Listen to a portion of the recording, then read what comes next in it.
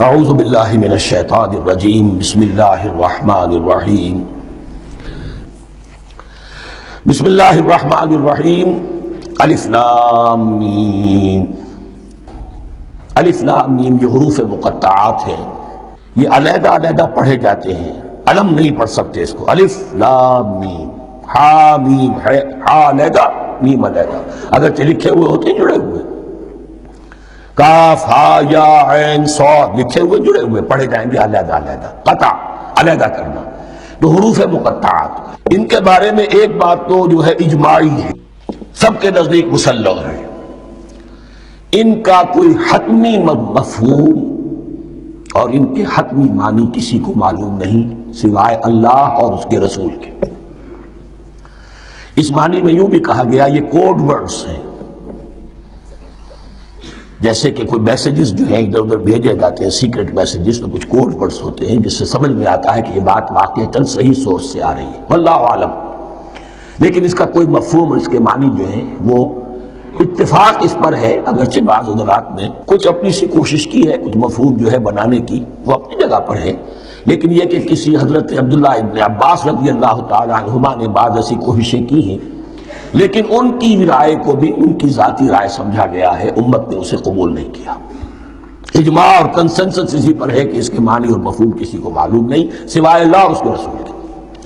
البتہ بعض چیزیں ایسی ہیں کہ وہ اگر نوٹ کر لی جائیں تو شاید آئندہ اس میں کچھ راز کھلنے کے امکانات پیدا ہو جائیں۔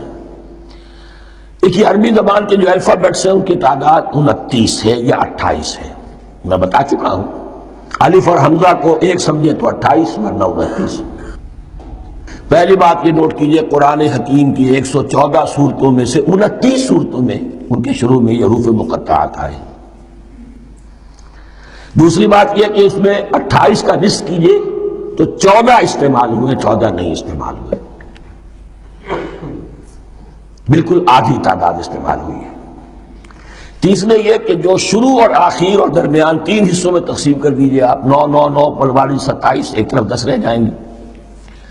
پہلے حصے میں سے بہت کم حروف لیے گئے، بہت کم۔ آخری حصے کے تقریباً تمام حروف ہیں، تقریباً۔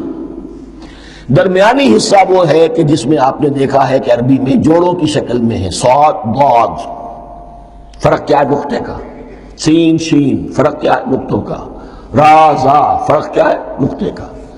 تو جو بھی نقطے والا لفظ ہے وہ نہیں لیا گیا، اور جو بغیر نقطے کے غیر منقوط ہے وہ لیا گیا۔ پھر اس میں 3 صورتیں ہیں جن میں ایک ایک حرف آیا ہے، سورہ قاف، سورہ نون، سورہ صاد۔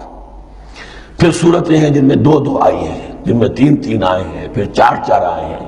2 ہی صورتیں ہیں جن میں 4 4 ہیں، اور 2 ہی صورتیں جن میں 5 5 ہیں۔ تو یہ ہے صرف کیوں سمجھئے کہ اعداد و شمار، اس کے حوالے سے کچھ آدمی غور کرے تو شاید کوئی بات نکلے۔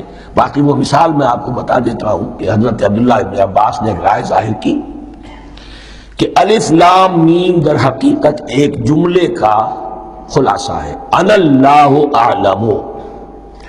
پہلا لفظ انا، اس کا الف لے لیا، درمیانی لفظ اللہ، اس کا درمیانی لام لے لیا، تیسرا لفظ اعلم، یہ آخری لفظ ہے، آخری حرف میم لے لیا، انا اللہ اعلم، میں اللہ جانتا ہوں، واللہ اعلم، واقعتاً اللہ ہی جانتا ہے۔ یہ حضرت عبداللہ ابن عباس کی رائے ہے، لیکن اگرچہ انہیں حبر الامت مانا گیا ہے، لیکن یہ کہ ان کی اس رائے کو بھی اکثر و بیشتر مفسرین نے قبول نہیں کیا۔